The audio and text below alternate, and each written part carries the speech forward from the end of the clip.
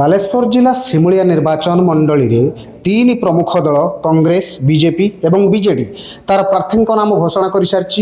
ଏହାରି ଭିତରେ କେଉଁଠି ନା କେଉଁଠି ତ୍ରିମୁଖୀ ଲଢ଼େଇ ହେବାର ସମ୍ଭାବନା ଥିବାବେଳେ କଂଗ୍ରେସର ଯିଏ ବିଧାୟକ ପ୍ରାର୍ଥୀ ହିମାଂଶୁ ବେହେରା ସେ ଆମ ସହିତ ଅଛନ୍ତି, କଥା ହେବା। କ'ଣ କହିବେ ଯେ ସିମୁଳିଆକୁ ଆପଣ କେମିତି ଦେଖୁଛନ୍ତି, ସିମୁଳିଆ ନିର୍ବାଚନ ମଣ୍ଡଳୀକୁ କେମିତି ଦେଖୁଛନ୍ତି? ଯେତେବେଳେ ଜଣେ ମହିଳା କାର୍ଡ ମଧ୍ୟ ବିଜେଡି ଖେଳିଛି, ଜଣେ ମହିଳାଙ୍କୁ ତାର ପ୍ରାର୍ଥୀ କରିକି, ଏବଂ ପୁଣି ପୁରୁଖା ନେତା ସେଇ ପଦ୍ମଲୋଚନ ପଣ୍ଡା। ଏବେ ଆପଣ ସେ ଦୁଇ ଜଣ ପ୍ରତିଦ୍ୱନ୍ଦ୍ୱୀକୁ କେମିତି ଦେଖୁଛନ୍ତି? ମୁଁ ପ୍ରଥମେ ତ କହିବାକୁ ଚାହେଁ, ପ୍ରତିଦ୍ୱନ୍ଦ୍ୱୀ ଯିଏ ଥିଲେ ପ୍ରଥମ, ସିଏ ତ ଆମରି ହିଁ ଦଳରୁ ଯାଇକି ସେ ଅନ୍ୟ ଗୋଟେ ଦଳରୁ ପ୍ରତିଦ୍ୱନ୍ଦ୍ୱିତା କରୁଛନ୍ତି, ଯେଉଁଟା ଆମ ଦଳର ଥିଲାବେଳେ ସେ 2000 ଡିଫରେନ୍ସରେ ହାରୁଥିଲେ।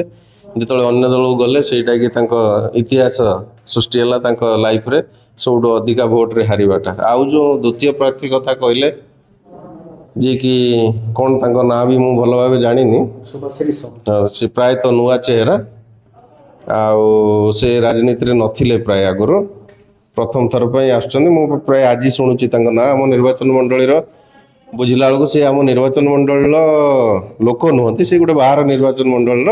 ସେଥିପାଇଁ ମୁଁ ପ୍ରଥମେ ସେ ଦଳକୁ କହିବି ଯେ ଗୋଟେ 2.5 ଲକ୍ଷ ଭୋଟର ଥିବାବେଳେ ସିମୁଳିଆ ଖଇରା ନିର୍ବାଚନ ମଣ୍ଡଳୀରେ ସେମାନେ କ'ଣ ସିମୁଳିଆ ଖଇରା ବାସୀଙ୍କୁ ଯୋଗ୍ୟ ମନେ କଲେନି ଯେ ଗୋଟେ ଟିକେଟଟେ ଦେବା ପାଇଁ ତାଙ୍କ ଦଳରୁ, ଯେ ବାହାରୁ ଆଣିକି ସେମାନେ ହେଉଛି ଗୋଟେ ଟିକେଟ ଦେଇଛନ୍ତି ଅନ୍ୟ ଗୋଟେ ପଡ଼ୋଶୀ ନିର୍ବାଚନ ମଣ୍ଡଳୀରୁ। ତା ସହିତ ପ୍ରତିଦ୍ୱନ୍ଦ୍ୱିତା ହେବ ଆପଣଙ୍କର? ଇକ୍ୱେସନ୍ କିଛି ନାହିଁ। ଜନସାଧାରଣ ଚାହୁଁଛନ୍ତି ଯେ ଲୋକଙ୍କ ସହିତ ରହିପାରିବ।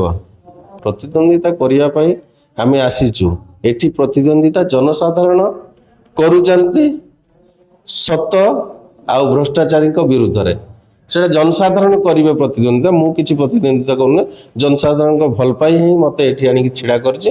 ପ୍ରତିଦ୍ୱନ୍ଦ୍ୱିତା ଆମର ନିର୍ବାଚନ ମଣ୍ଡଳୀବାସୀ କରୁଛନ୍ତି, ଯେଉଁଟାକି ଭ୍ରଷ୍ଟାଚାରୀ ଏବଂ ଅସତ ଉପରେ ଲଢ଼େଇ କରୁଛନ୍ତି।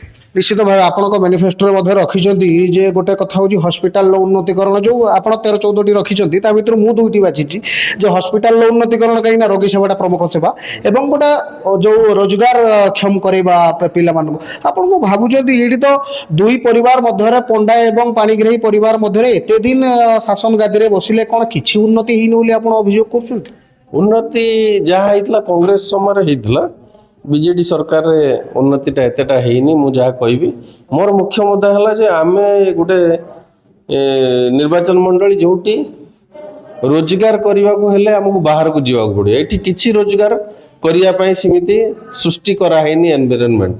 ଯେଉଁ ଆପଣ ଯାଉଛନ୍ତି ଲୋକଙ୍କ ପାଖକୁ, ନିଶ୍ଚିତ ଭାବେ ତ ଆପଣ ପ୍ରଚାର ମଇଦାନକୁ ଓହ୍ଲାଇ ସାରିଲେଣି, ତ ଲୋକଙ୍କର ରେସ୍ପନ୍ସ କେମିତି ରହୁଛି? ଭାବୁଛନ୍ତି ଯେ ହିମାଂଶୁ ବେହେରାଙ୍କୁ ଆମେ ଯଦି ଆମର ନେତା ବାଛିବୁ, ତାହେଲେ ନିଶ୍ଚିତ ଭାବରେ ସିମୁଳିଆ ଖଇରାର ଗୋଟେ ଉନ୍ନତିର ଆଶା କରାଯାଇପାରେ?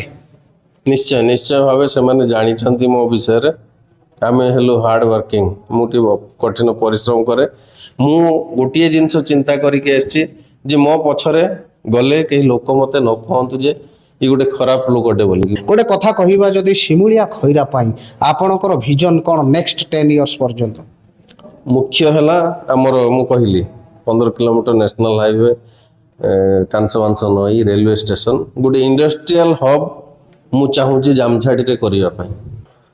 ଶେଷରେ ସିମୁଳିଆବାସୀଙ୍କୁ କ'ଣ କହିବେ ଯେ ହିମାଂଶୁ ବେହେରା ଆଜି ନିର୍ବାଚନ ସମୟରେ ଅଛନ୍ତି, ନିର୍ବାଚନ ପରେ ମଧ୍ୟ ସେମାନଙ୍କ ସହିତ ରହିବେ, କେମିତି ସେମାନଙ୍କର ସୁଖ ଦୁଃଖର ସାଥୀ ହେବେ?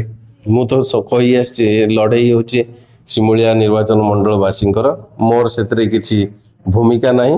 ସେମାନେ ଯଦି ମୋତେ ଆଶୀର୍ବାଦ ଦେବେ, ମୁଁ ତାଙ୍କ ସହିତ ରହିଲି। ମୁଁ କହିକି ଆସିଛି।